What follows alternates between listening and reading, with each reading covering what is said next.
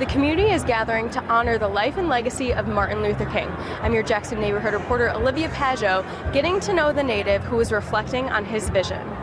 For 16 years, my dear mother and I lived on the corner of 2nd and Middle Street in a shoebox of an apartment. Students, public officials, and Jackson neighbors alike came together Friday morning at the Jackson Chamber's annual MLK Diversity Celebration to hear Jackson native Aidan Sova share his story. Well, as a person who is formerly low income and really steeped in that poverty, I frequently felt these very lonely, invisible problems. And the great doctor, he had spoke about the lonely islands of poverty are so deeply ironic and unfortunate because there's a vast ocean of prosperity out in the world. And so when I think about what inspired me and what really gave me a voice and made me feel seen was Dr. King. Growing up on the South Side himself, Aidan reflected on Martin Luther King's vision and how that translates to the streets of his own hometown.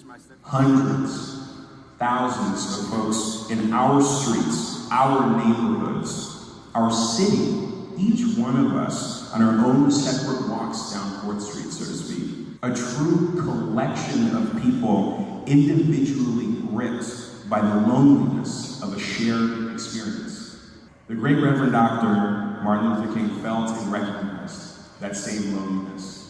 But progress has been seen with the reinvestment of Jackson's South Side. Now, Jackson is right in the midst of making one of the biggest investments in at least my lifetime, and from what I've been told in many other people's lifetimes, in the city of Jackson's most impoverished area on the South Side, right along Reverend Dr. Martin Luther King Drive in Jackson, which took 49 years to rename a street in his honor.